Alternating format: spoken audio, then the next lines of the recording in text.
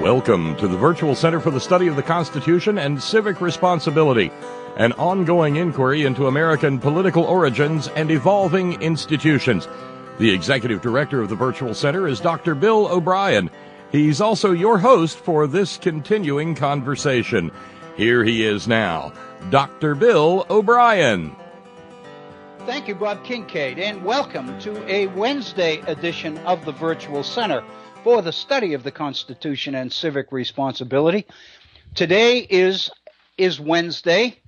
It is the 25th day of May in the year 2016, and it is absolutely gorgeous. And the weather maps that I looked at this morning indicated that the major portion of the country is experiencing true summer this over the next several days.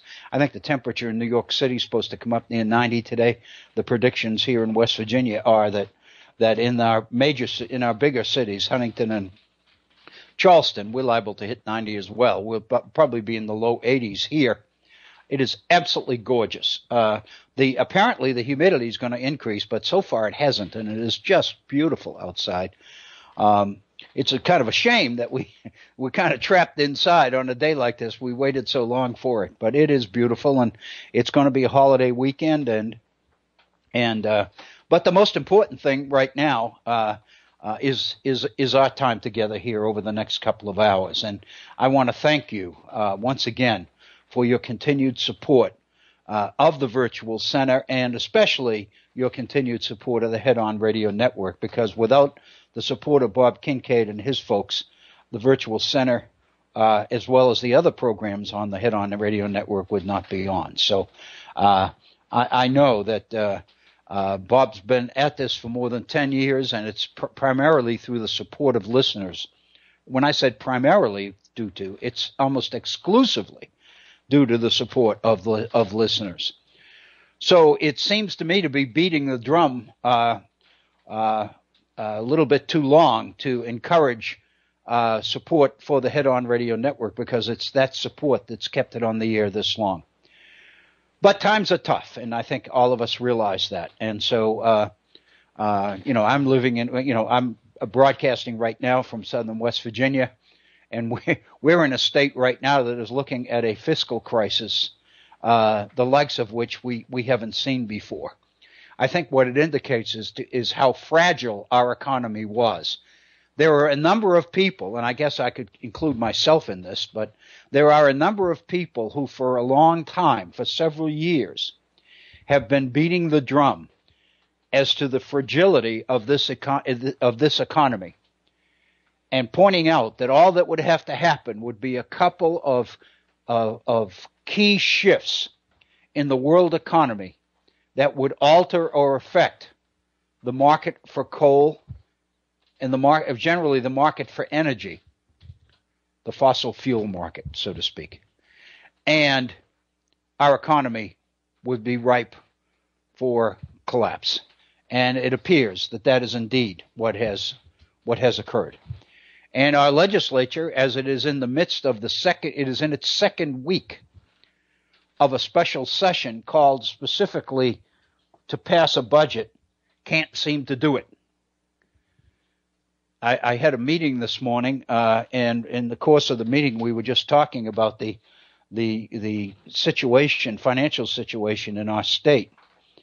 And the fellow I was meeting with made the comment, which I thought was so telling, that, he said, I've been in, he named a number of states that he'd been in before, and he said, but I've never seen a situation like this where everybody's finger pointing, nobody wants to work together, everybody believes that they have the answer and it's non-negotiable.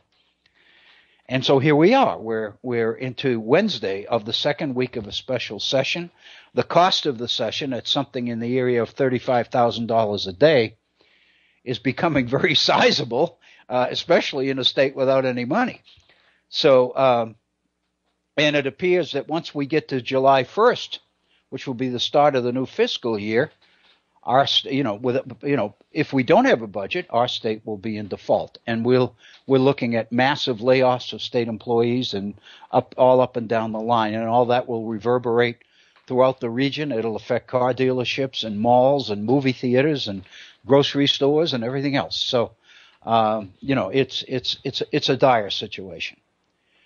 But through it all, we are moving rapidly, as it turns out, towards a November election to choose a president.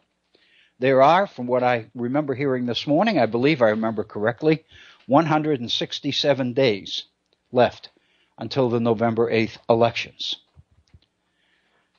And so we've got to take that seriously, and we've got to reflect, and we've got to think, and we've got to do the very best we can. And I know that the people listening to this program and to this network are inclined to do that. And I just want you to know that I appreciate it, and I thank you for it. I do invite you to participate in our program by using our toll-free number and giving us a call. Excuse me, it is not toll-free. What am I talking about? It's a long-distance number. It's an 800 number. Excuse me, it's 1304. I'm sorry, I'm getting confused here. Our phone number is area code 304-663-4676. I don't know where I got that 800. I must be thinking of something. I think when I used the term toll-free, I had kind of 800 on my brain. But anyway, it's off there now. So our phone number is area code 304-663-4676. And as you know, 4676 translates on your keypad into HORN, HORN, which just happens to be the call letters of the call letters of this network. If you would like to not go on the air, but would like to share your ideas with me personally in an email, I would appreciate hearing from you. My email address is waobrien906@gmail.com. That's waobrien, OBRIEN 906@gmail.com. And again, I do encourage you to take a look at our Facebook page occasionally. I will say, I mentioned this yesterday, and I have to acknowledge that yesterday, the situation today is no different than yesterday. Since I returned from being on the road for 4 or 5 days, as yet I have not posted anything on the Facebook page since late last week. So, but I do encourage you to take a look at some of the things that are already there. A few of them we'll be dealing with here on our program, perhaps some of them today, but many of them are primarily geared not so much to generate information or provide information, but rather to offer opinion on some of the major issues of the day, not essentially to persuade anybody into a particular way of thinking, but to encourage reflection, encourage thought. I was telling a friend this morning who I caught daydreaming, to encourage pondering. I love the word pondering. But anyway, our Facebook page, I do believe, is very valuable, and I'm hoping that in coming days it will be more so. I don't know if we're going to get into it today, probably not, but let me suggest to you, and it probably, if we don't, then obviously it won't come. I won't have a chance to remind you of this again in today's program. So let me do it now. In this morning's New York Times, Frank Bruni, Bruni, a regular columnist in the New York Times, has a piece on Facebook. And what he's basically addressing are the allegations that Facebook, and we've probably seen this in recent days. Mark Zuckerberg, in fact, was called before a group of conservatives in order to address charges that Facebook was leaning toward the liberal side of the political spectrum in some of its opinion and some of its postings. And the argument of these conservative spokesmen was that Facebook was not giving conservatism its due, so to speak. And Bruni writes this piece this morning, excellent piece, well-researched. There are a number of really good sources in there in Bruni's piece. And his whole point is that the issue in debate right now, which is the issue between liberalism and conservatism, is not really the issue with Facebook. Much more substantive than that is Facebook's tendency to satisfy positions, ideological positions, and opinions that we already believe or already hold. In other words, it tends to draw people to read postings that they tend to agree with. And the result of this is very, very bad, is somewhat negative, because it tends to keep us more and more from dealing with or engaging people who don't think quite the same way we do. And the fact of the matter is, intellectually, academically, it is a good thing to encounter and confront differing opinions on some of the most substantive issues of the day. Facebook doesn't encourage that, because in the process of postings and giving, responding to requests for likes, what likes do is bring on more of the same position, and they tend to discourage alternative positions. And over time, we all become very comfortable with that. It's a very, very well-written, well-researched piece. And, I was thinking we might get to it today, but perhaps we won't. But take a look at it and see what you think, because when we come back on the air next week, it might be a good idea to address this particular issue, because I think it's incredibly important. There's extensive quotations in there from a psychologist named Jonathan Haidt, who's at the University of Virginia, H-A-I-D-T, not H-A-T-E, H-A-I-D-T, Jonathan Haidt. Very, very reputable, well-thought-of psychologist and political commentator. And, he's written extensively on this particular subject. And Frank Bruni calls on him repeatedly in this article, and there's some excellent substance in the piece. Before we get into, and I want to return to our program yesterday on the issue of anti-intellectualism, as we kind of went through our second hour yesterday, I was beginning to get a feeling that we were really making some head with some good points. At least I thought so. It seemed to me that things were kind of falling together, and I hope that we can recreate that same kind of atmosphere today, because I think it would be valuable.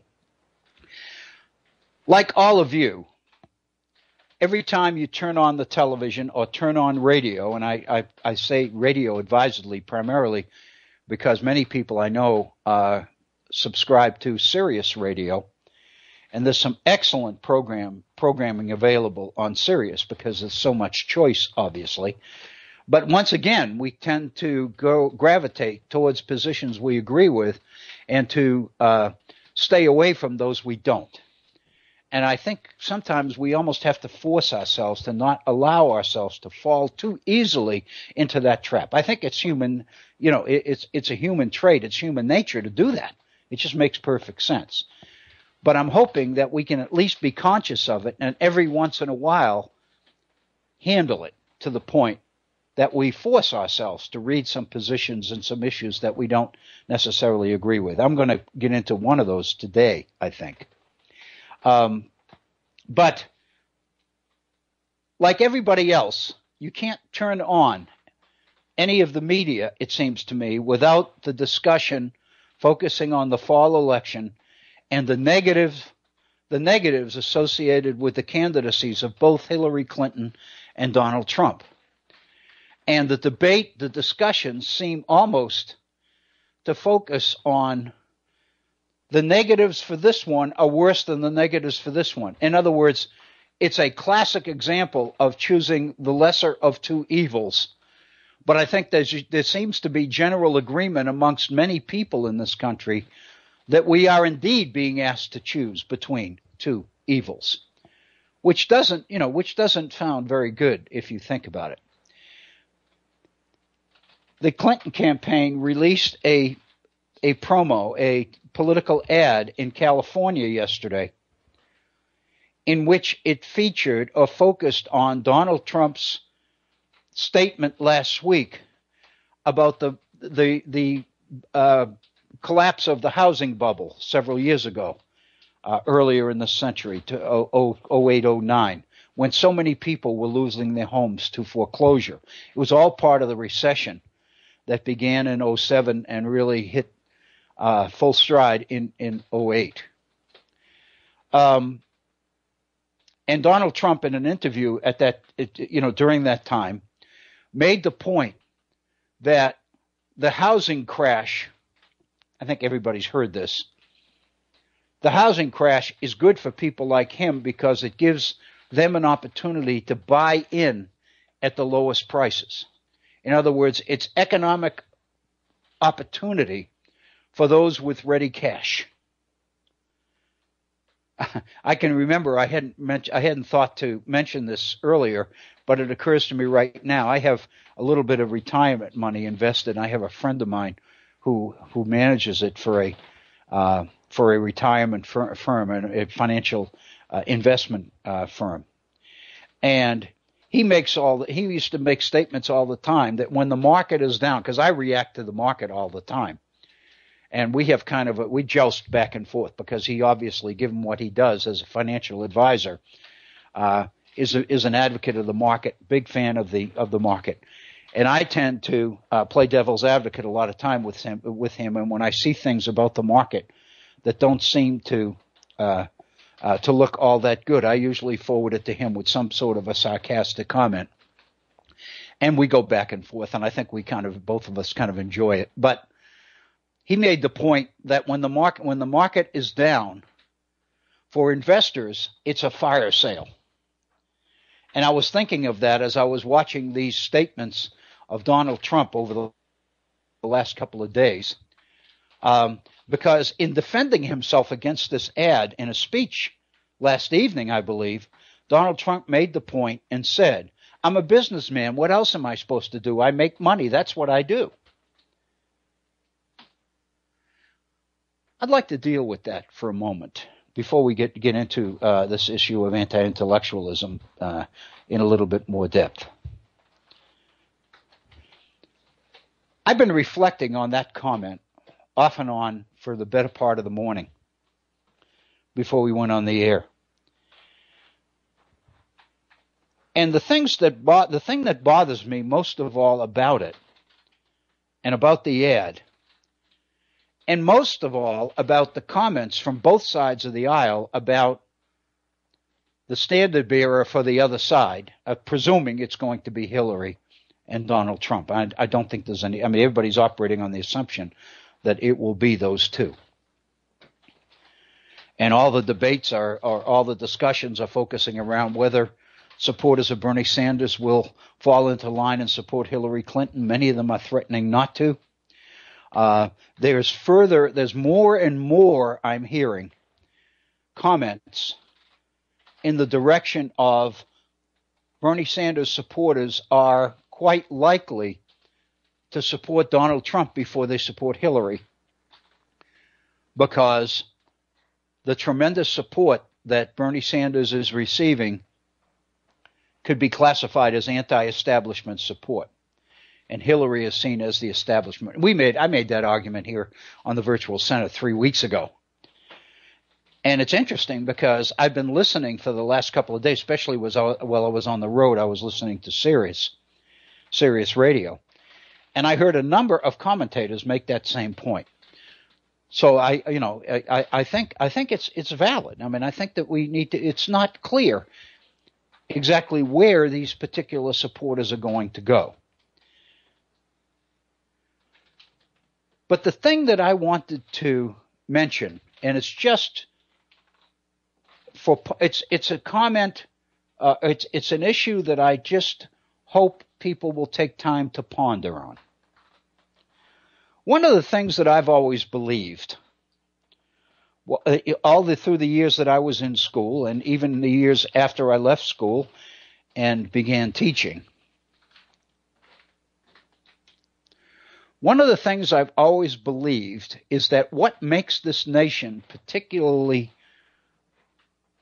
exciting is its potential, not its accomplishments, because I think there are too many negatives.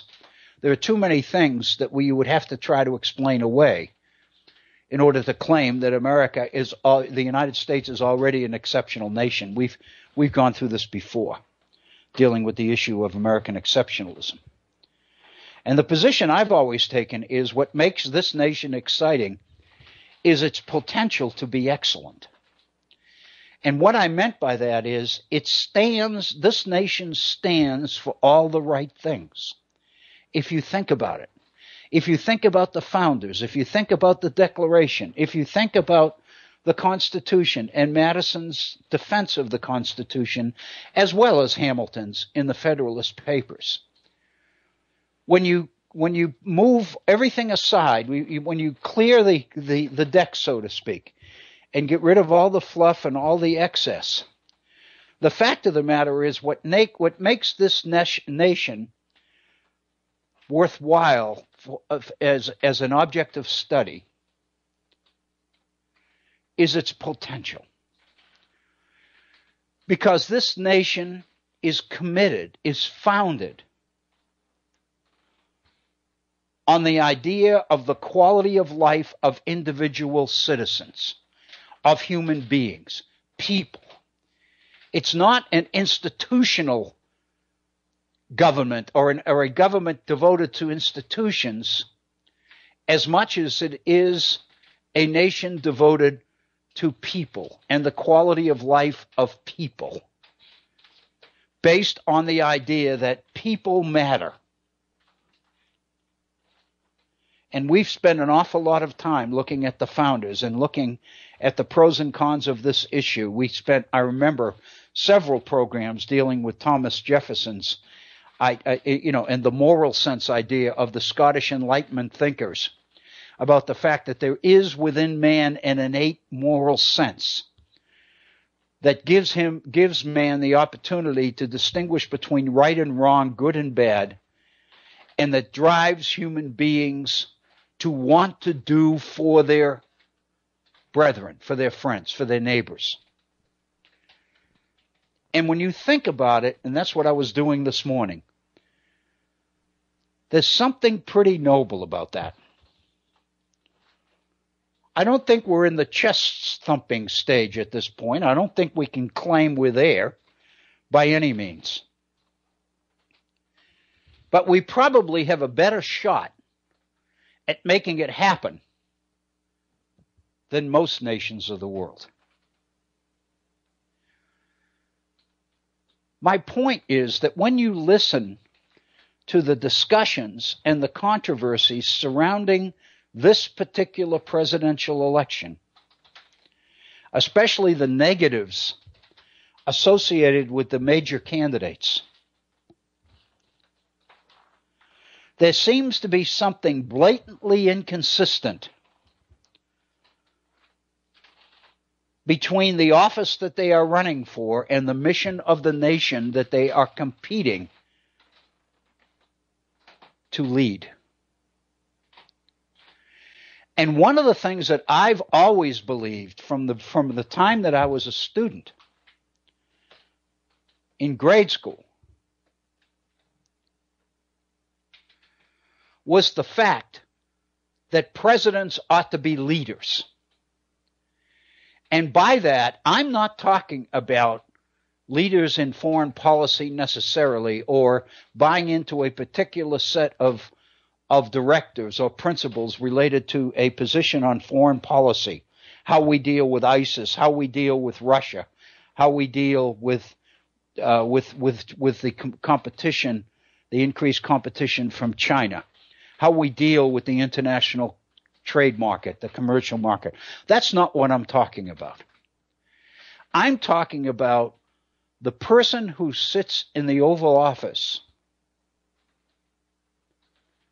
representing or reflecting the best aspects of what this nation stands for. Because it seems to me part of the leadership that all of us want in a president, irrespective of party,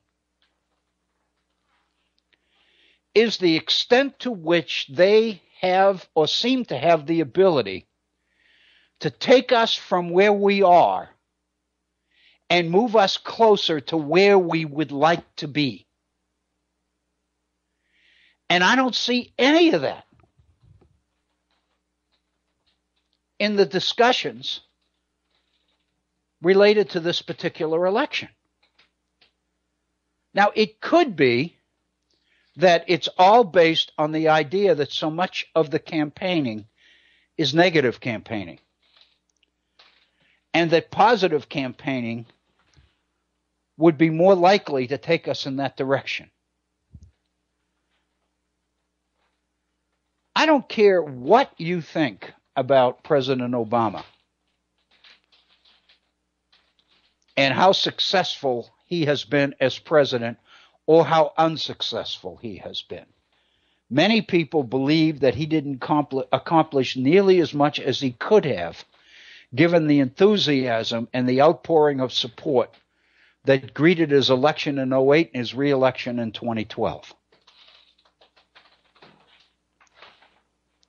There are many on the conservative side who argue that in many ways President Obama is the worst president we ever had, because he's extended, he's manipulated the office, he's taken powers that are unconstitutional, that he didn't have right to do. He's gone in between the lines and found loopholes in order to manipulate the government, manipulate law and the Constitution in his own direction, and on and on and on. I'm not getting into that. What I am saying is that even the people that criticize President Obama most,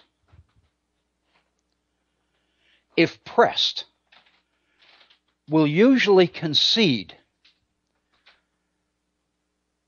that President Obama has handled the office well in terms of what people believe the president ought to be in terms of the leader of this nation. He's popular throughout the world. He gets record crowds and record reactions overseas. The peoples of the world respect him. And the irony is, the peoples of the world gave us credit for electing him. Those same people are now laughing at us. At the same time, they worry about the future of the world because of what we might do this fall. But what seems to be missing is the connection between the candidate and the principles on which this nation is founded. I don't see it. I don't expect to see it. For a long time, I thought that I might see some of it in Hillary Clinton. But so far, I'm not seeing it. To be honest, one of the things that has disappointed me about her campaign so far, and again, a lot of it has been focused on Bernie Sanders more than on Donald Trump, but now she's turning all of her guns on Donald Trump. But to a large degree, it has seemed to me that her campaign has been reactive rather than proactive. It's been reactive to Bernie Sanders because of the crowds he's been drawing. It's reactive to Donald Trump because of the support he's been getting and the fact that he seems to be eliminating one competitor after the other, as no candidate in either party has been able to do in the past. I don't think, any election in the past has featured as many candidates as were on the dais in this election. I remember the Republicans started with 17. But more and more, I'm becoming less and less enthused, less and less optimistic about Hillary's ability to come out and stand for something and to remind us what the principles of this nation are. She frequently talks about it in terms of policy, but it's usually targeted towards particular groups: Hispanics, blacks, women, young people. But all of that has political overtones because it suggests a strategy for appealing to particular groups of people in order to win an election. Those are political statements. I'm talking about a principled statement. I really believe if she would take the time to do it, and do it as if she really meant it, I think that's what people are looking for. And I think, ironically, Donald Trump is giving her the kind of opening that she needs to do it. Because Donald Trump is saying some unbelievable things. Of course, as I mentioned yesterday, and I don't think anybody would take issue with this. I think over the months, Donald Trump has pretty much been for and against everything. So it's really hard to pin him down. You don't know what you're going to get. I heard a discussion this morning, which I thought was pretty interesting. Talk about a rationalization. But the person being interviewed is a conservative.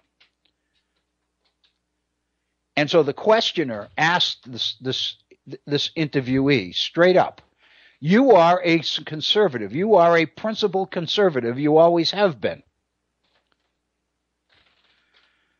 So my question is, how can you think about voting for Donald Trump, given the fact that Donald Trump, in so many ways, is not a conservative? And the response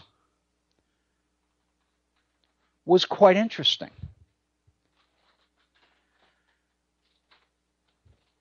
Because the response is, well, let's take a look at this word conservative.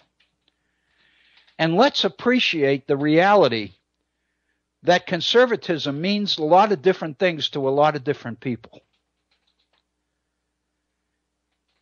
And when everything was said and done, the conclusion that this interviewee reached was, there's enough in Donald Trump that I'm comfortable that it is conservative. There's enough conservatism in Donald Trump to satisfy me. And I thought, my God, that's one of the most unbelievable rationalizations I've ever heard. Because what it indicates, of course, is that this person has had to do intellectual handstands in order to rationalize his conservatism with Donald Trump's political practicalism, or the political realities of Donald Trump. But the fact of the matter is, it just seems to me that Donald Trump is giving Hillary the opportunities that she could use and take advantage of. Because the statement, like the statement about the housing market, for example, if Hillary would take that to the next step, rather than just criticizing him for saying it, and of course you almost have to laugh because his it just rolls off his back, and his response is, "I'm a businessman. My job is to make money. How else would I? What else would I say?"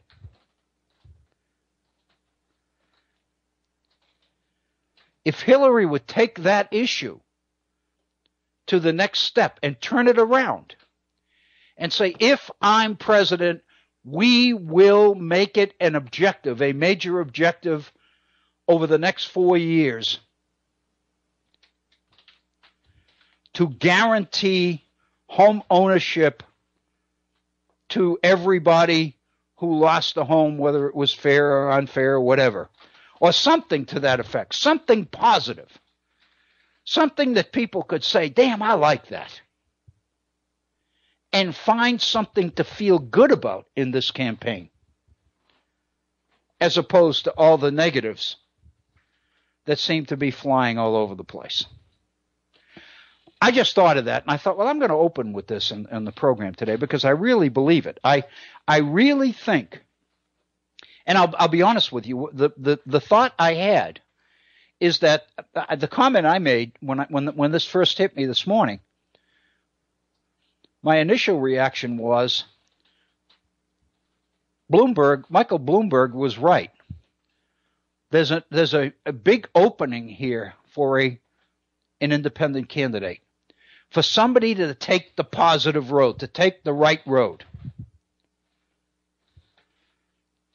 In the midst of all of this negativism and all this banter and charges, and President Clinton committed murder, and Hillary is an enabler.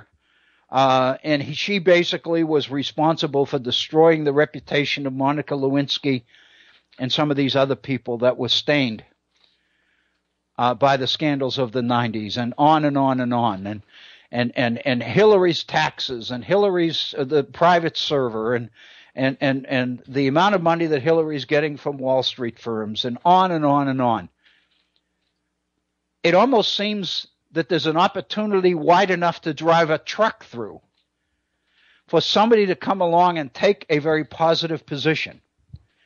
I know that independents traditionally don't win in this two-party system of ours, and we talk quite a bit about that. But it seems to me the opportunity's there for Hillary. Donald's not going to do it. But Hillary could. And it bothers me that she's not trying. I guess what I'm saying is, if the heart and the soul was really there, she would recognize this on her own rather than depending on somebody on her staff to come up and make the recommendation to her. Anyway, that's kind of where I am on that particular issue, and I'd be interested in hearing from you. You know, I heard a number of conversations this morning. What do you really think of Donald Trump? What do you really think of Hillary Clinton? You know, what do you think the strengths are? What do you think the weaknesses are, et cetera? One person who made the comment, who called this particular program that I was listening to, and said he supported Hillary because Hillary's held elective office before.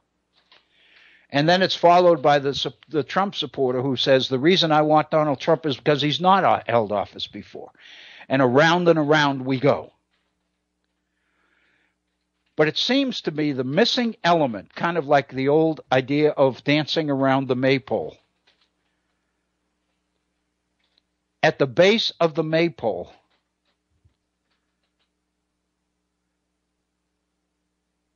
are the principles on which this nation is founded. I make a statement in some of the literature that I've been distributing during the political campaign I'm in. I made a couple of statements because I called myself on my signs and on my card a real Democrat. And it seems almost incumbent upon me to explain what I mean by that. And what I mean by that is that from my experience, my life experience, the Democratic Party of the major parties, the Democratic Party is the one that stands for the kind of principles, the things that are important to me that I stand for. Now, that doesn't mean that the Democratic Party always adheres to those principles. I really think that some of the things that the Democratic Party has done to its own president over the last 8 years are despicable. Democrats lost politically in this country because they ran away from their own president. But the fact of the matter is, the principles on which the Democratic Party was based and built appeal to me.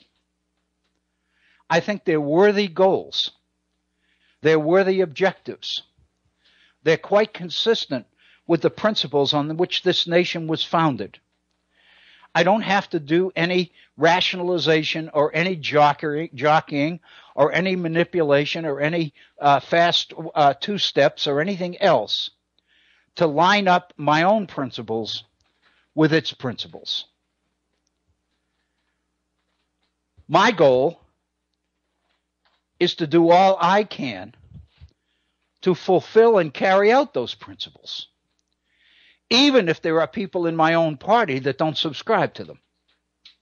And I'm realistic enough to realize that that indeed does exist.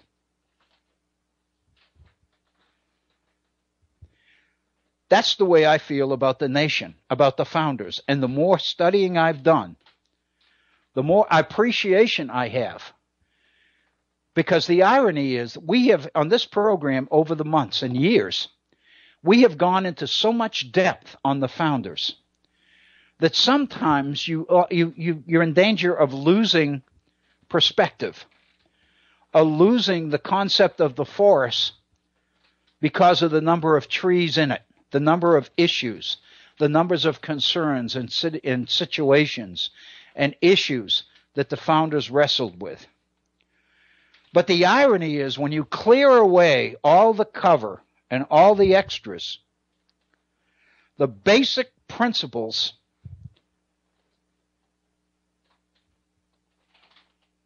that became principles during the Enlightenment are there.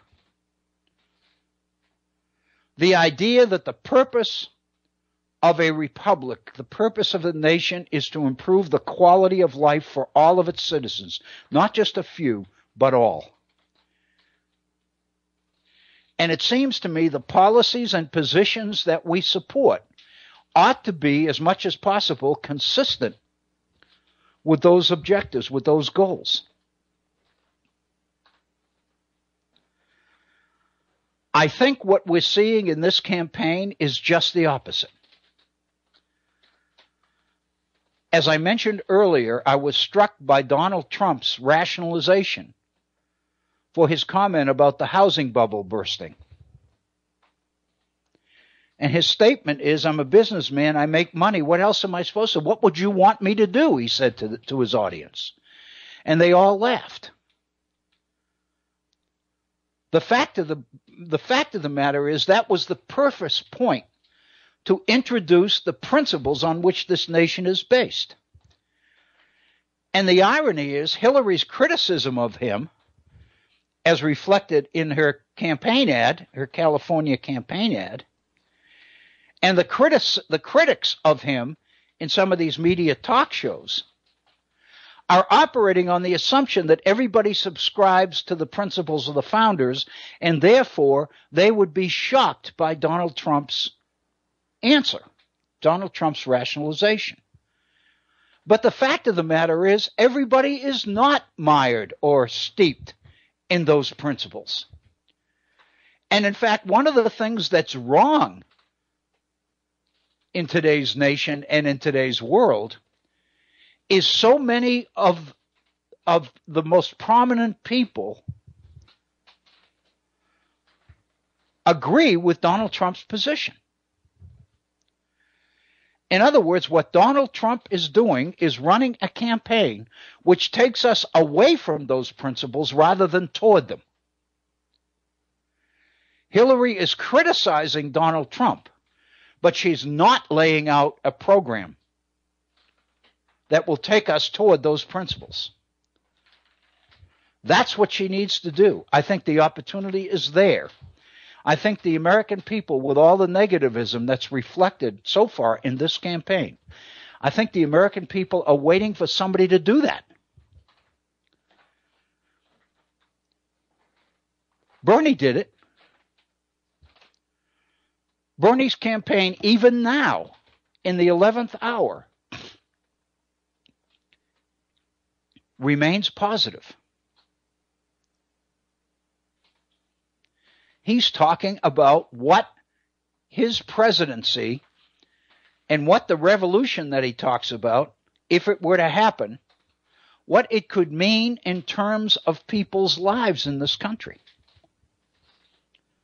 That's why he's getting the crowds. He's appealing to the positives within human nature. Jefferson argued vociferously that they were there.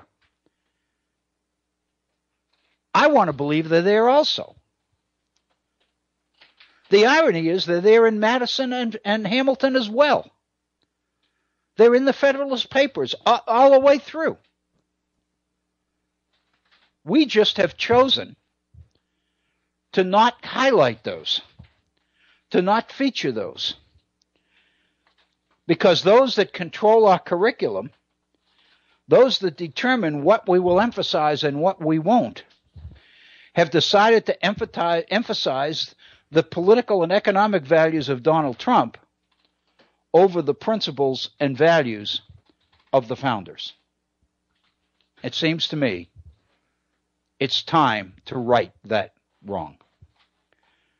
Anyway, that's kind of where I stand on that. It probably took more time than I should have spent.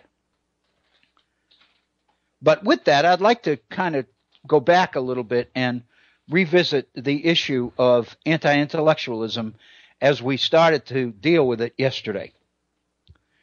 You'll recall that we looked at some of the more poignant phrases from President Obama's commencement speech at Rutgers University from a couple of weeks ago.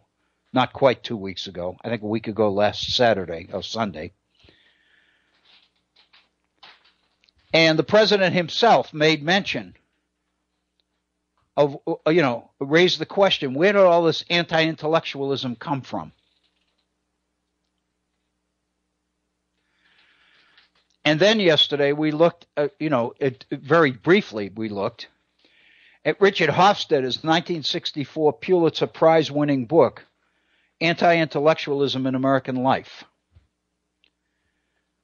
And we saw a few of the more poignant points that Richard Hofstadter made. One of them is that with the democratization of education, with the commitment of this nation to the idea that everybody in the society is entitled to a basic education, by definition, the direction of education changed with that commitment. Much more attractive, much more popular was the idea of education as being a means to an end rather than an end in itself. We're not talking about an education designed to unleash the human spirit or to enrich the soul or any of those other esoteric things that people speak of when they talk about quality education. We're talking about education that'll get you a job, education that'll get you into a particular career path, education that will provide you the kind of credentials you need in order to become competitive for some of the best jobs within the frame of reference or within the area that your interests lie.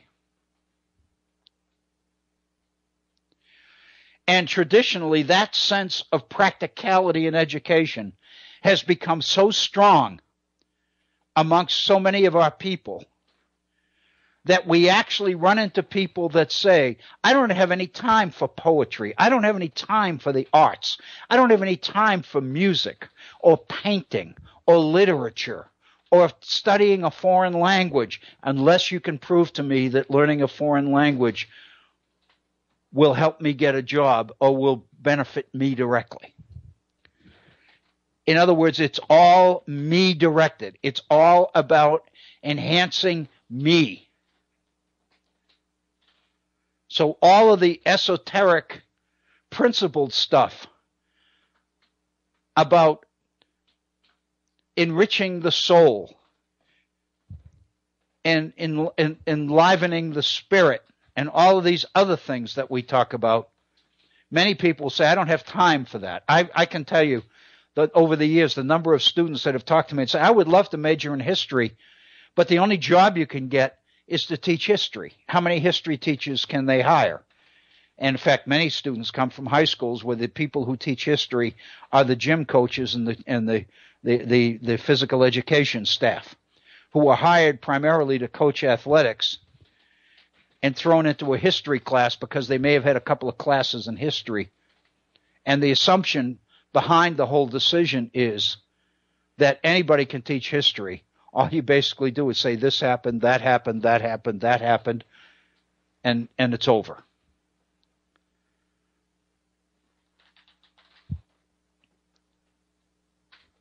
What Richard Hofstadter talked about in his book on anti-intellectualism is that with the expansion of democratization in education, with the spread of education to more and more people, the tension between career-focused education and quality education became much more pronounced. And as part of the movement towards practicalism in education, anti-intellectualism emerged.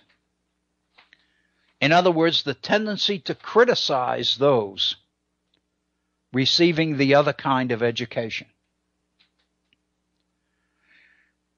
On many college campuses, for example, you will find a sense, not only within the faculties, the people who teach there, but even amongst students themselves. You will find a note of arrogance, a note of elitism, a sense that we're here because we can benefit from the kind of education that the vast majority of people in this country can't handle. The mere fact that we're here speaks to the caliber of our capabilities. We are getting the kind of education designed to prepare us and fit us best for leadership positions in this society. We are securing the kind of education that is suited to the positions we expect to hold in this society.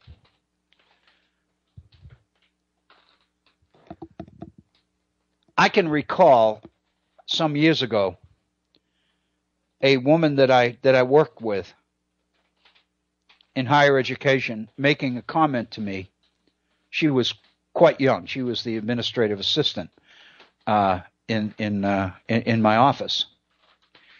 And she was talking about attending one of the local high schools. She was in the honors program there. And her point was that she had bittersweet feelings about the honors program. She got into it, and her parents wanted her to get into it because they felt that the education that she would receive in the honors program would suit her purposes better,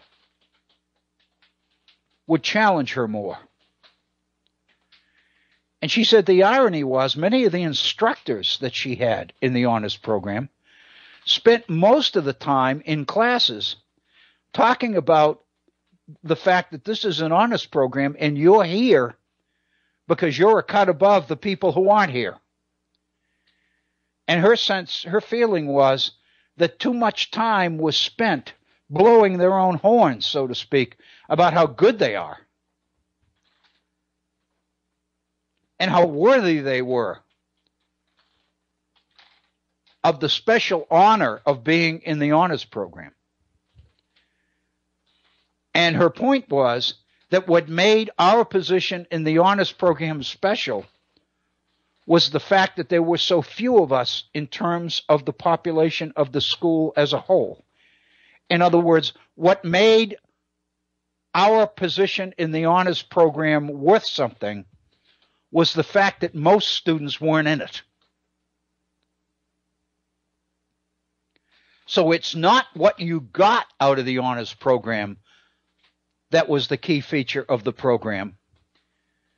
It's the fact that you were getting something that others weren't getting, and that's what made it valuable. It's kind of like the old idea that rich people demand that there be poor people, because only by the fact that there are large numbers of poor people do the wealthy appreciate being wealthy. It's kind of sad in a way, but unfortunately it's more true than not, I guess, in some cases. Anyway, Richard Hofstadter's position was that the tensions between quality education and practical education tended to grow as education became more available to more people. And if you think about it, this is something that we've touched upon over and over again here at the Virtual Center in programs that we've devoted exclusively to issues related to education. And that is the idea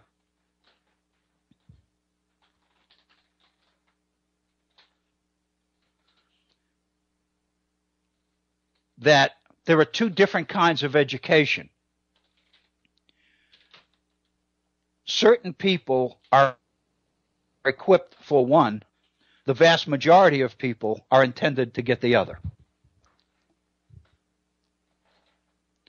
And the assumption is that you would be stressing out and overly taxing those who aren't prepared for the high quality education if you expose them to it. I can remember when I was in college some years ago in the 60s, and this was a remnant of the old ideas of progressive education, that part of educational success was to fit the level of education to the quality of the student. In other words, don't expect every student to be able to handle every principle and every learning objective. Rather, do the best you can to link the particular students to the level of education that they're able to handle. And the rationale for that was that if you do that, people find school to be a more pleasant experience because it didn't cause them angst or stress or pressure or run up their blood pressure or increase their heart rate or anything else. And so the assumption is that the kindest thing you can do for people is not challenge them above their own abilities. I think what we're recognizing now is that until we get about challenging everybody to go beyond their own abilities, we're going to be stranded on this, in this level of mediocrity that it seems to me we need to begin to do something about. So anyway, that's really one of the things that Richard Hofstadter brings to us. And the fact of the matter is, anti-intellectualism becomes the rationalization of the mass education system.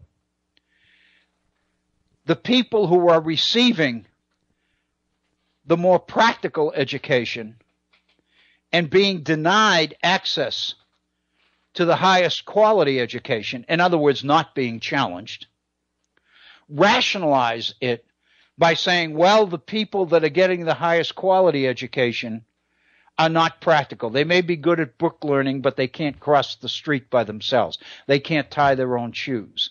They can't repair their own car. They can't fix a leak under their own sink. They can't. In other words, when it comes to practical day-to-day knowledge, these people are woefully deficient. And the assumption is that those people who listen to classical music, for example, and those people that frequent museums can't really like that stuff. They're only there because they want to be seen there. They want to send a message to other people that that's where they belong and that's where they're comfortable, whether in fact they are or not. I've told this story several times in the past. It's one that I'll never forget. It was when I was doing practice teaching before I even graduated from college, the first semester of my senior year. 1964, fall of 1964. I was doing my practice teaching for 8 weeks in what used to be called a junior high school. It's now a middle school with some changes. Junior high school used to be 7, 8, and 9, and high school was 10, 11, and 12.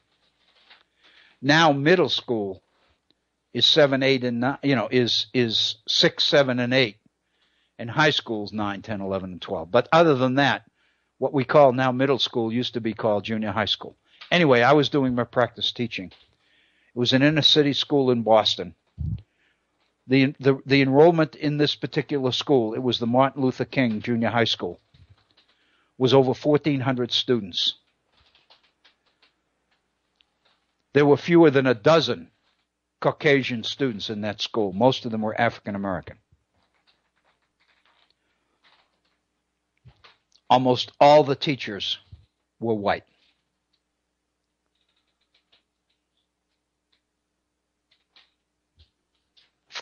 One of the things that happened that year, and this will date me, was that the conductor of the Boston Pops Orchestra, who at that time was Arthur Fiedler, the famous Arthur Fiedler, used to do morning concerts for high school, for public school youngsters in the city of Boston. They would have special programs of quality music by the Boston Pops Orchestra, tailored to junior high schools and elementary schools and all the rest of it. And I can remember our school was one of the schools that was going to be sending, I think it was all of our 8th graders or something, were going to the Boston Symphony Hall by bus, on buses, for the special concert of Arthur Fiedler and the Boston Pops Orchestra. And because I was the new teacher, I was a practice teacher, I didn't get to go. My job was to stay there and man the study hall for the students who were denied the privilege of going to the Boston Pops concert because they couldn't behave. So in other words, throughout the building, the biggest threat was being denied the trip to the Boston Pops and having to spend the morning in study hall rather than going into downtown Boston to Symphony Hall. And I can remember being in the teacher's room that morning, and one of the other teachers making the comment, and his point, somebody had raised the question about the 8th graders going to the Boston Pops. And this teacher made the comment and said, exposing these kids to good music is like feeding caviar to pigs. That happened in 1964. I will never forget it. It was one of the most devastating comments I've ever heard in my life. Exposing these kids to good music is like feeding caviar to pigs.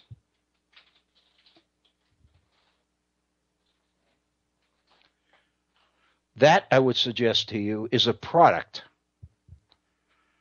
of the perspective and the approach to education that we have adopted for the masses in this society. The issue is not the learning. The issue is the credential, the piece of paper that documents or validates the fact that you have been through the process and you have successfully completed it. All that matters is the validation, not the education. However, when it comes to quality education, it's the education itself that is the focus. I'd like to pursue that line of thought when we come back. I think it's time to take our break. We've gone about 5 minutes beyond the top of the hour. So let's pause and take our 5-minute break. You're listening to the Virtual Center for the Study of the Constitution and Civic Responsibility. It's 4 minutes after the hour. We'll pause for 4 or 5 minutes, and then we'll be right back. Please stay with us. We now return to the Virtual Center for the Study of the Constitution and Civic Responsibility. Here again is Dr. Bill O'Brien. Thank you, and welcome back to our second hour here at the Virtual Center for the Study of the Constitution and Civic Responsibility. This is Bill O'Brien, and we're into our second hour. Bob commented on the chat line that my break was a little bit short. I was ready to go. All I needed was a moment. But anyway, it is a pleasure to be with you. If you're just joining us, thank you for your continued support of the Virtual Center and of the Head On Radio Network. If you've been with us from the very beginning of our program today, we are back into the issue of anti-intellectualism in American society. We were looking, prior to the break at the top of the hour, we were looking at the famous 1964 Pulitzer Prize-winning study of anti-intellectualism in American life by historian Richard Hofstadter from Columbia University.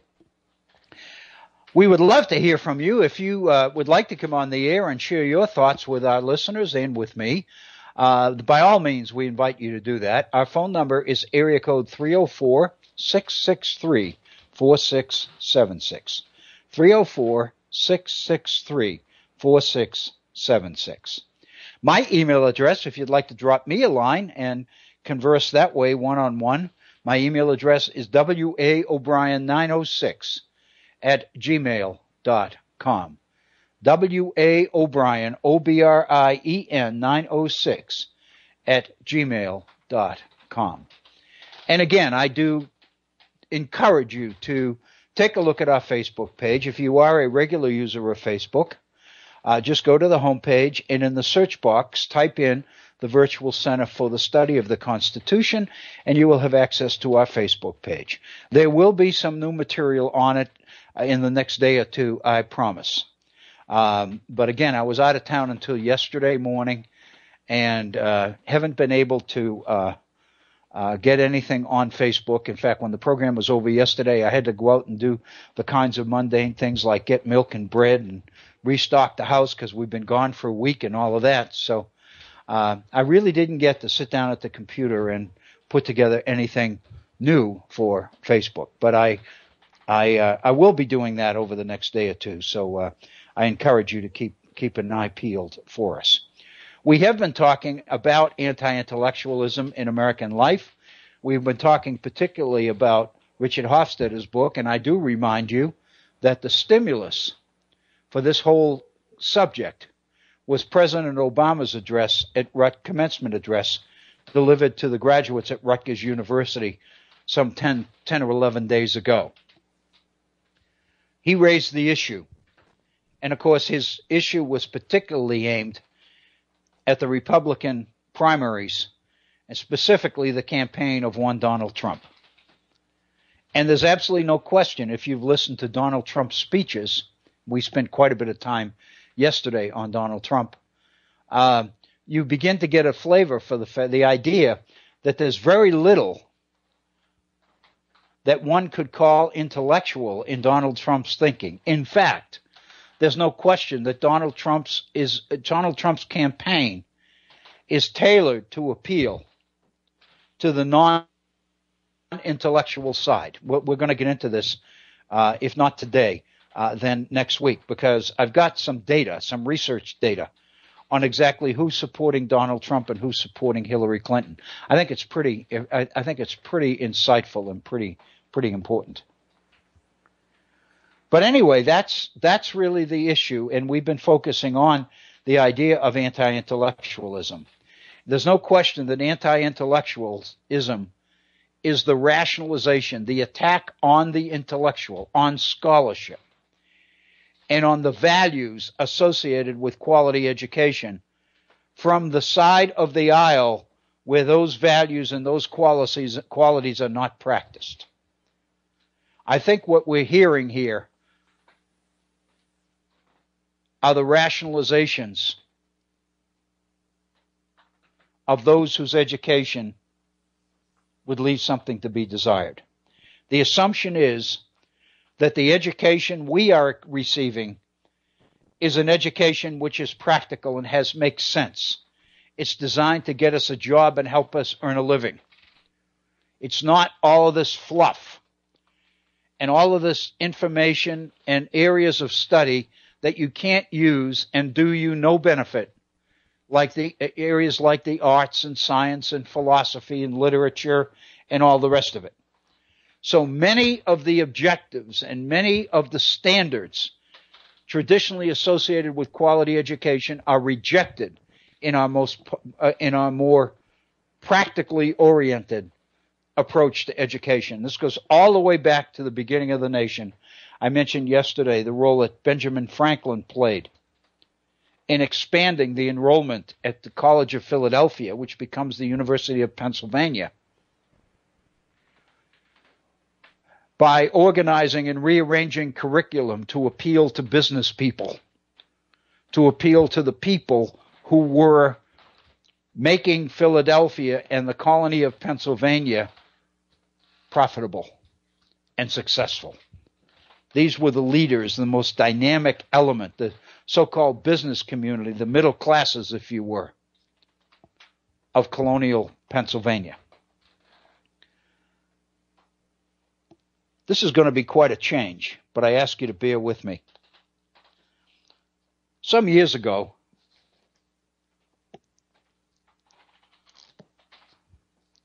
I purchased a book for my wife. It's a book of poems.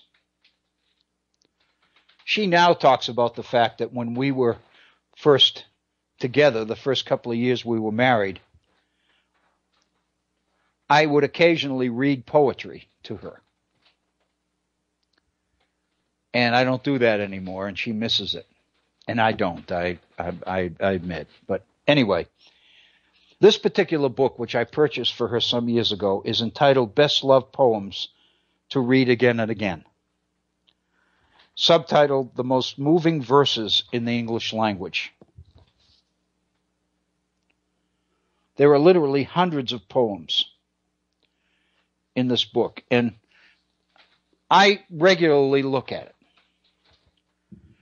it. Usually it's on the nightstand, and usually, if I can think of it, if I'm not, captivated by some particular program or discussion on television, usually before we turn out the lights or whatever, I'll pick up the book and read a couple of verses of a poem. Some of them I enjoy, some of them I probably don't appreciate as much as I should.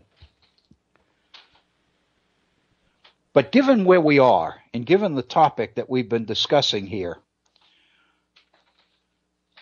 after yesterday's program and in anticipation of today's program, I went to this book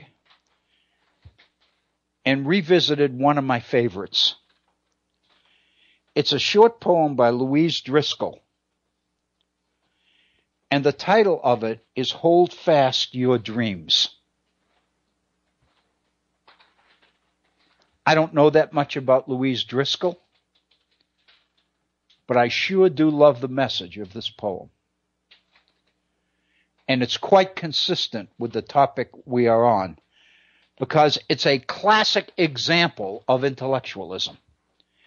It's a classic example of what most people in our practically oriented, career-focused educational system would criticize as being useless and not being important. The title, Hold Fast Your Dreams. Let me share it with you. Hold fast your dreams. Within your heart, keep one still, secret spot where dreams may go. And sheltered so, may thrive and grow where doubt and fear are not. Probably could have read that better, so let me give it another try. Hold fast your dreams. Within your heart, keep one still secret spot where dreams may go. And sheltered so, may thrive and grow where doubt and fear are not. Oh, keep a place apart within your heart for little dreams to go. Think still of lovely things that are not true. Let wish and magic work at will in you. Be sometimes blind to sorrow. Make believe. Forget the calm that lies in disillusioned eyes. Though we all know that we must die, yet you and I may walk like gods and be even now at home in immortality. We see so many ugly things, deceits and wrongs and quarrelings. We know, alas, we know how quickly fade the color in the west, the bloom upon the breast, and youth's blind hour. Yet keep within your heart a place apart where little dreams may go, may thrive and grow. Hold fast your dreams. That particular poem is about the least practical poem that I can think of, because it encourages people, it encourages us to do all the things that don't appear to have a payoff. Continue to dream. Never stop dreaming. Never stop pretending. Make believe.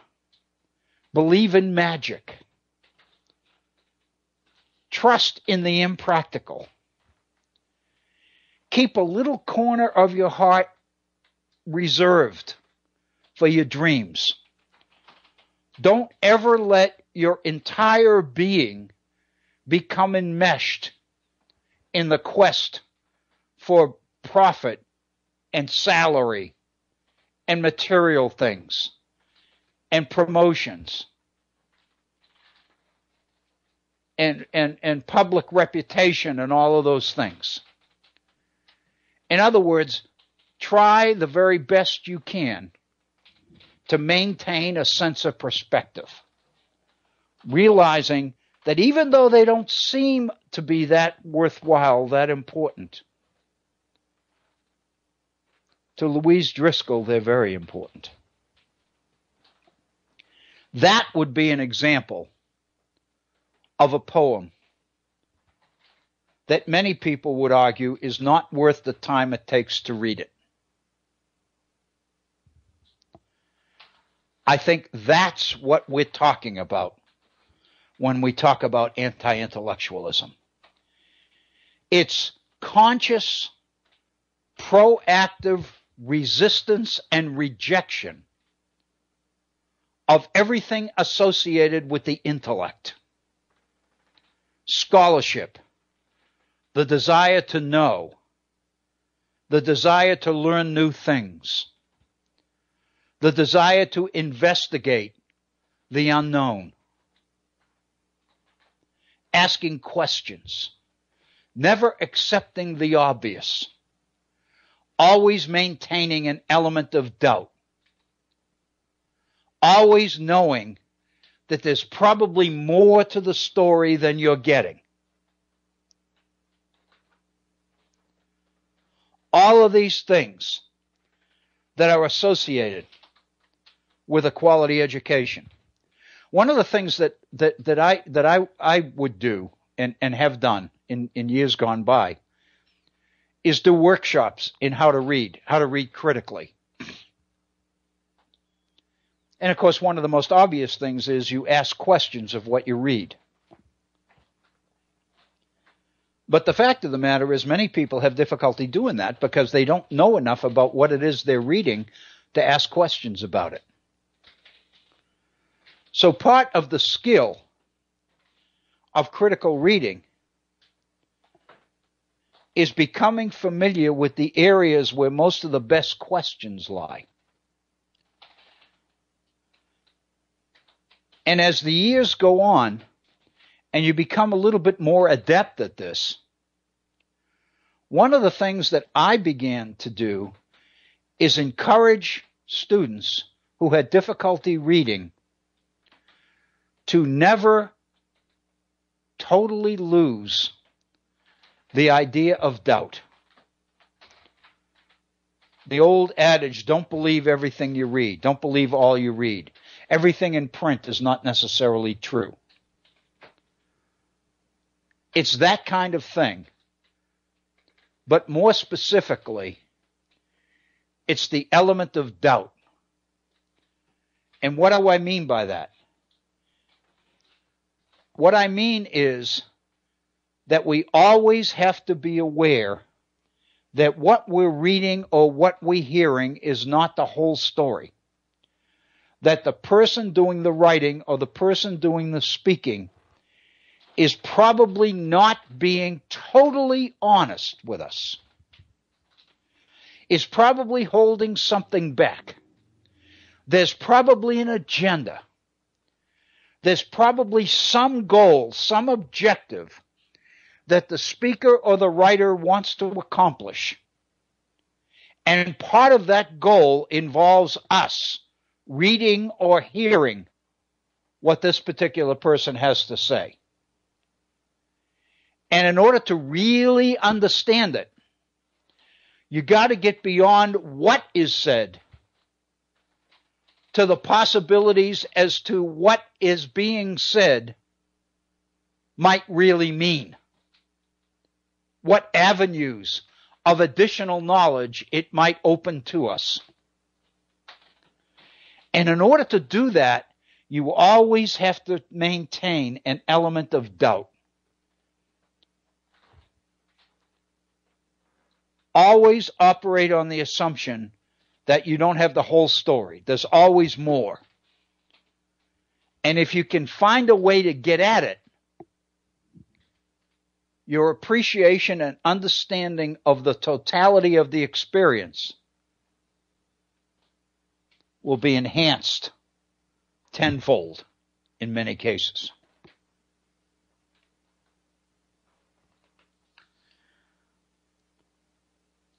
That, it seems to me, is part of the issue of intellectualism, of quality education, of good scholarship.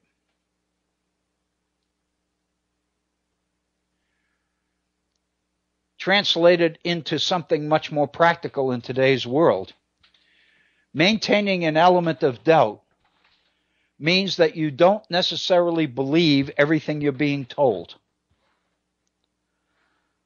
Once you accept the fact that there's probably an agenda associated with what you're hearing or what you're reading, then the next question is the person trying to persuade me about something? Is this just giving me information?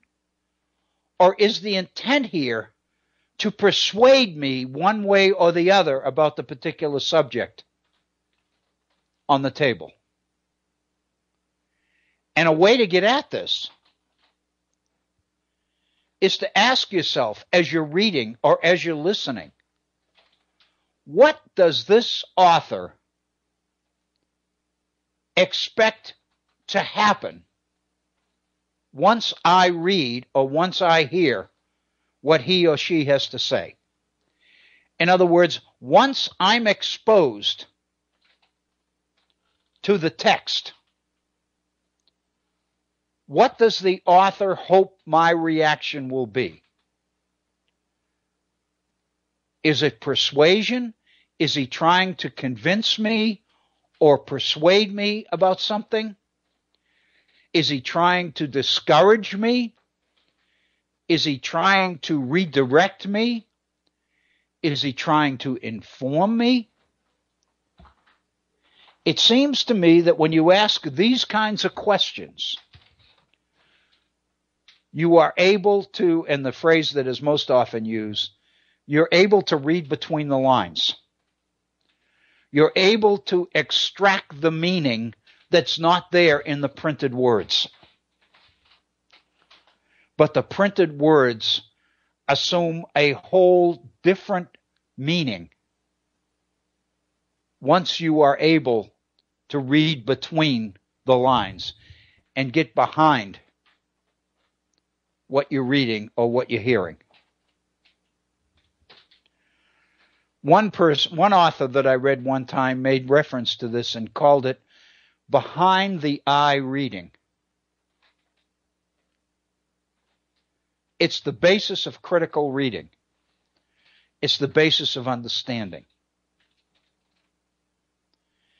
Most of our people never get there. Most of our people never read beyond the elementary level. And I don't mean elementary school in terms of grades 1 through 6, or 1 through 5, or anything like that. That's not what I'm talking about. I'm talking about the elementary level, which is words and sentences and paragraphs, but not meaning. When you get beyond the elementary level of reading into reading for understanding, not just information, but understanding, that's when you get into analytical reading and critical reading. And that's a level that most of our education system is not designed to or intended to ever get to. I would suggest to you that this is true even in some cases at the college level. Education, as it's being practiced, is the delivery of information and nothing more. Each course consists of a whole body of new information that you never saw before. And the theory is that when you take enough courses and are exposed to enough information in enough different areas that you never experienced or encountered before, then you are educated. But the fact of the matter is you're not. Not until you actually begin to get to the understanding portion of the learning experience. And unfortunately, too many of our people never get there. Let me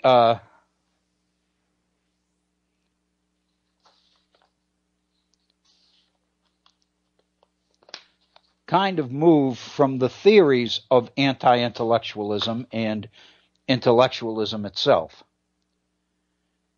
into more practical aspects of it.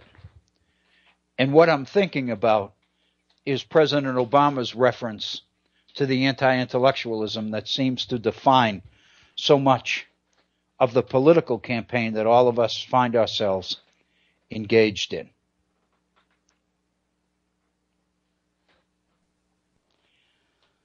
The issue, it seems to me, is when all of this shakes out, who's going to end up supporting whom? And the debates go on and on and on. Will Bernie's followers support Hillary? Will they indeed confound the experts and jump over to Donald Trump? What are some of the factors involved here? Donald Trump is clearly conducting a campaign that is driven by the assumptions or the ingredients of anti-intellectualism. He is not only approaching that issue philosophically, he is also belittling the intellectual.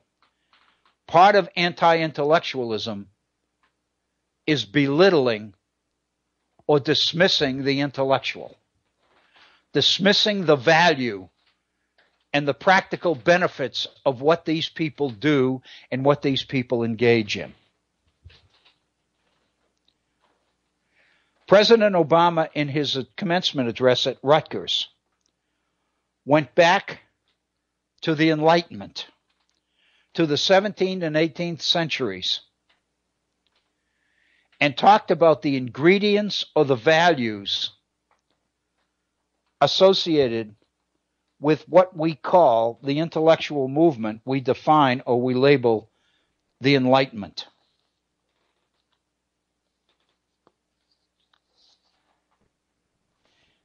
And I'm going to President Obama's speeches for some of the ingredients. This is what President Obama said in terms of this. Facts, evidence, reason, logic, and understanding of science. President Obama said these are good things. He said it might seem obvious that they were the desired qualities in citizens and elected officials. But, he said, if you're listening to today's political debate, you might wonder where this strain of anti-intellectualism comes from. People are being encouraged to reject science, to reject the research on climate, to reject some of the things that are happening to our planet, to the environment around us. People are not only rejecting the conclusions, they are rejecting the methodology that Western man has always assumed led him in his pursuit of truth. The idea was that part of an education was to pursue truth by valuing reflection, pondering, research, analysis, logic, reason, common sense, experience. All of those things contributed to one's understanding of what was going on, one's understanding of the world around him. They are accepted in our world, in the Western world, as the key ingredients of education. What bothered President Obama, and what bothers me, is that those values are being rejected as part of this campaign. Not only are those values being rejected, but the people who are committed to those values are being rejected as well. The egghead, the wonk, the dweeb, the bookworm. All of those are labels of derision, of attack, of criticism. The number of young people we see in our schools that are the victims of bullying are all of this is part of the story. We have come so far that we have reached the point where one segment of our population feels justified in belittling and humiliating the other part, in demeaning the way people look, the way people dress, what people lead, what people read, where they live, what they drive, everything. It is absolutely unbelievable. All of it speaks to the existence of a strain of anti-intellectualism, anti-intellectualism in American society. All of these represent the rejection of values that we've held dear for centuries. And the irony is, rejection of all of these things constitutes, almost guarantees, a quality of life which is minimal. There has been a story here in West Virginia that's been going on for generations. It's part of West Virginia's heritage, its culture, if you will. That one of the reasons that education in West Virginia is not valued more than it is because over the years and over the generations, West Virginia parents did not want their young people educated, because with education came the desire to leave because there was no opportunity here except to work in the mines. The only good jobs were related to the mines. And if you were not going to go in the mines as an engineer or something at that level, then the assumption is that the only opportunities for the well-educated involve leaving the state. And since parents didn't want their kids to leave, they never really supported quality education. They accepted second-class education because it seemed appropriate for what their kids would be doing and what they wanted their kids to be doing, which was to stay home, get married, buy a double wide up the road,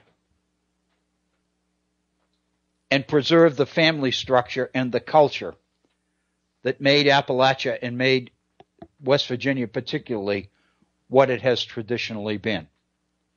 And now all of that has come home to haunt us because it's all falling apart. And our people are not qualified or capable of meeting the challenges of a world that has left us behind, it seems.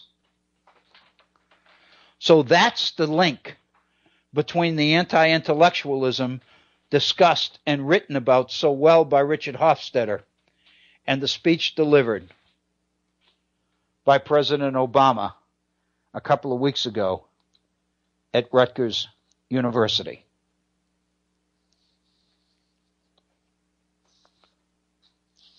The fact of the matter is,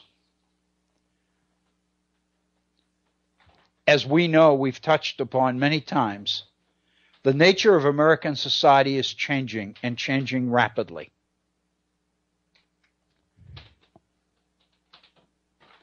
There's been quite a bit of attention paid of late to a sociologist named Alvin Goldner, Gouldner, Alvin Goldner, who in 1979 wrote a short book, a relatively short book, called The Future of Intellectuals and the Rise of the New Class. And basically, this is the question, this is the challenge that produced his book. Did the student movements of the 1960s, the anti-war civil rights demonstrations of the 1960s, did the students' movement and the emergence of the left in American society in the 1960s signal that the highly educated were on their way to becoming a major political force in American society? What we're talking about here are the well-educated of recent decades. What Goldner does in his book is go back in American society and pick it up in the 18th century and the 19th century prior to the Industrial Revolution. And what he comes across, or what he concludes, is that the traditional elites, the traditional aristocrats who held the positions of power and influence in American society were rendered passé by the discoveries associated with the Industrial Revolution. When man began in the middle and late 18th centuries, when man began to apply science and apply what man was learning about the universe to society at large, to manufacturing, to production, to development, many of the traditional elites were unable to keep up because they didn't have the educational level or the expertise to maintain their positions of leadership in these developing areas. And consequently, they were forced to turn to the well-educated. they were forced to turn to universities. Cities and states, governments, municipal governments, state governments, federal governments were increasingly forced to turn to colleges and universities in order to recruit sociologists and psychologists and economists and historians and analysts and statisticians in order to handle the kind of knowledge that was confronting a developing society. And education adjusted to that.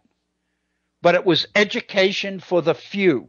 We're not talking about college education, because by the time we got into the late 20th century, college education did no longer separate the elite from everybody else, because so many people had a college education, especially with things like the GI Bill and other programs like that, where people getting out of the military after World War II were able to borrow the money to go to college. College degrees became common. Therefore, college education no longer distinguished the elite or the upper class. What did was the transition to graduate and professional schools. What people did with bachelor's degrees, whether they went on for master's degrees and PhDs, whether they went to law schools and medical schools.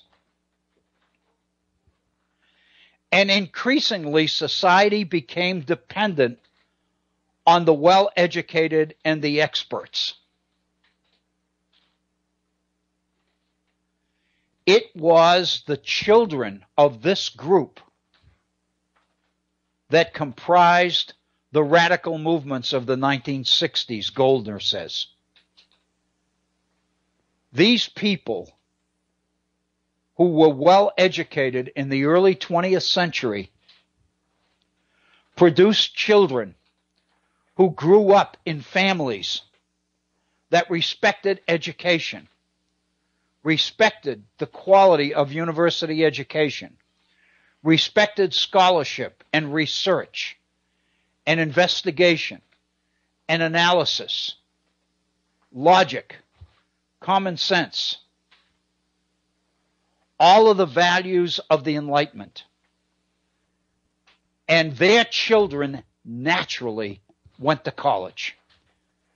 Once they began to realize, Goldner says, how important they were and how valuable they were to a developing society, they began to command salaries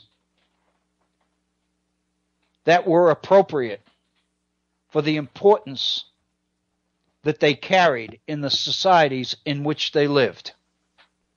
Many of these people were very well educated.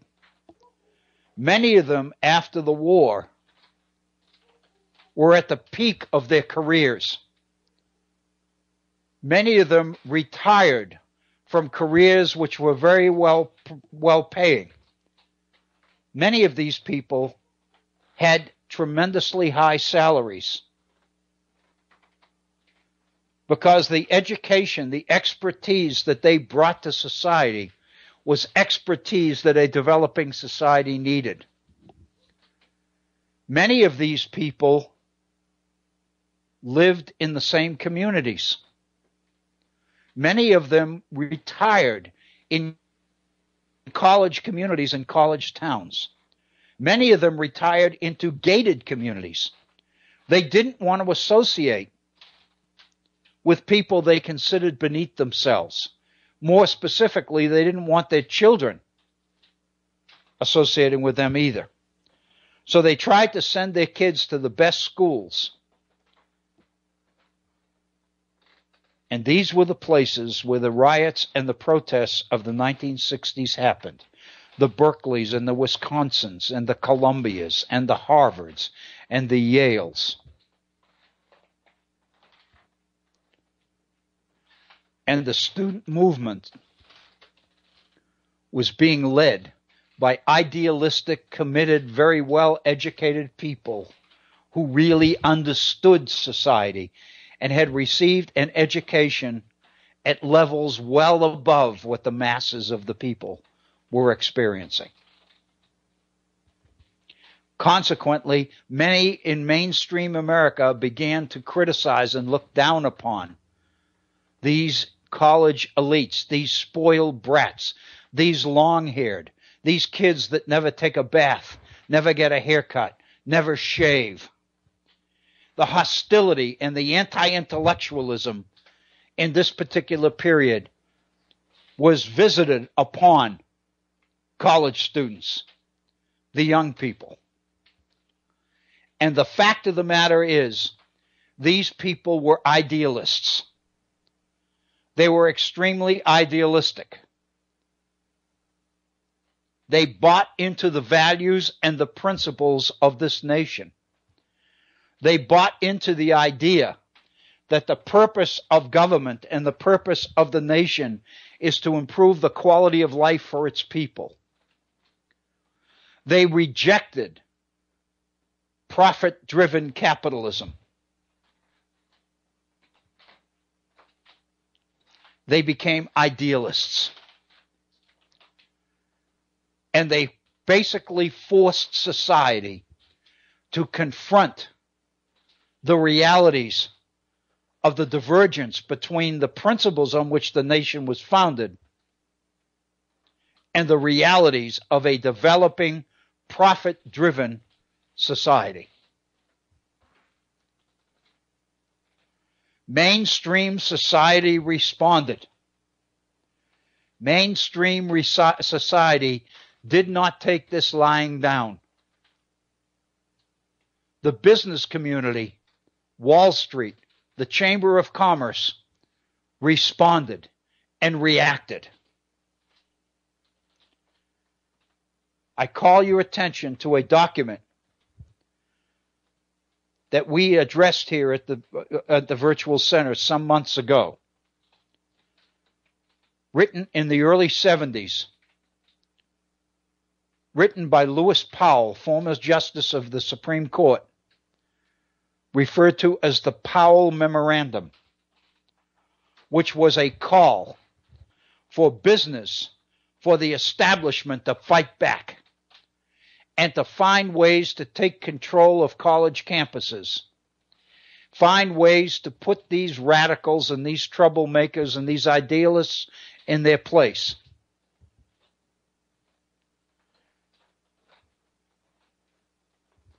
Born of this memorandum, the so-called Powell Memorandum, was the Heritage Foundation,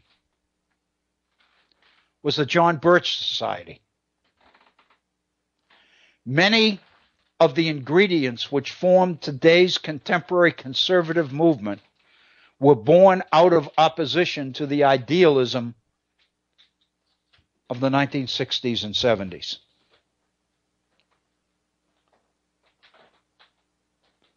And the epitome of its success was the election of Ronald Reagan and the redirection of the nation's priorities toward a much more conservative, free enterprise, capitalistic bent, and the challenge to idealism, to principle. And I would suggest to you a lot of this is what we're seeing in our current presidential campaign today.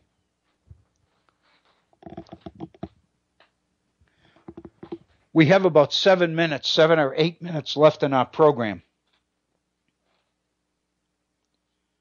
I want to pick up a little bit more on the details of Alvin Goldner's book, The Future of Intellectuals and the Rise of the New Class.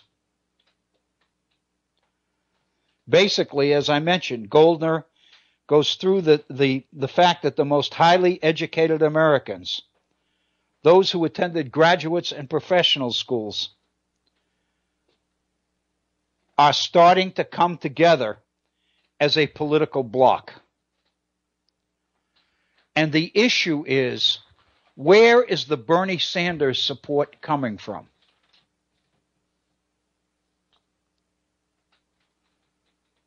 Why are the highly educated seemingly so liberal? And this is Dr. Goldner's new class.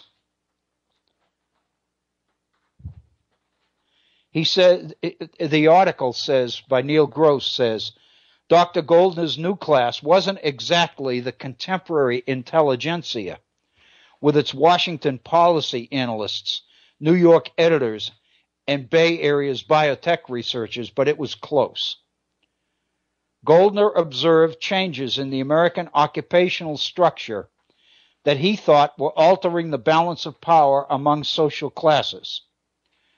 As he saw it, beginning in the early 20th century, increasing complexity in science, technology, economic affairs, and government meant that the old moneyed class no longer had the expertise directly to manage the work process or to run government. Members of the old class turned to scientists, engineers, managers, human relations specialists, economists, and other professionals for help. These experts multiplied. They realized the extent of their collective power, Goldner says. They demanded fitting levels of pay and status. And out of this was born what he calls a new class. It was neither owner nor worker. Goldner says that a distinguishing feature of this new class was the way it spoke and argued.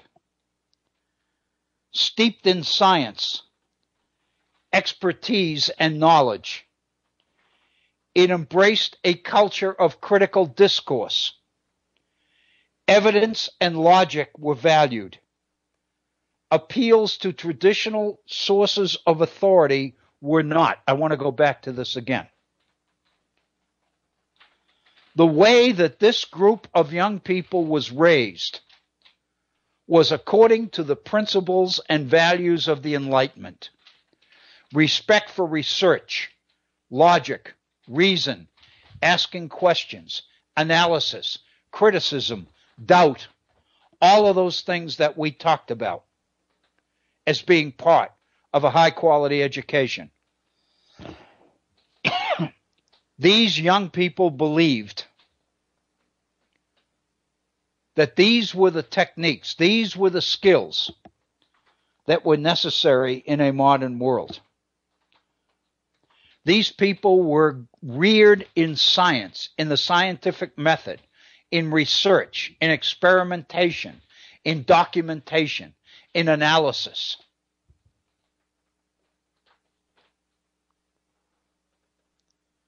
Evidence in logic, in the pursuit of truth, they valued. Appeals to traditional sources of authority were not. Gone were the days when a person's position or a person's opinion on particular issues carried weight because who they were.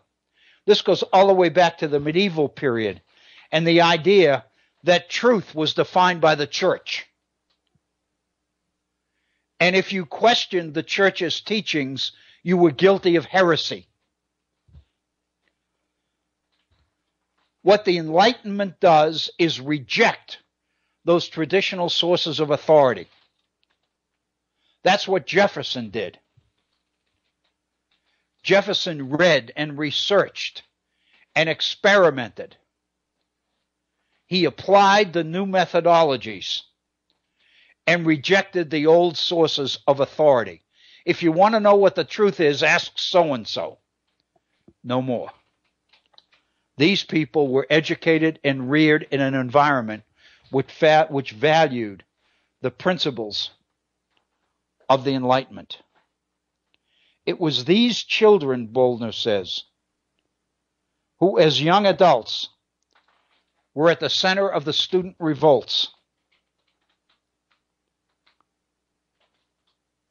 They basically became intellectual soldiers or crusaders, if you will, for humanism, for the respect of human beings.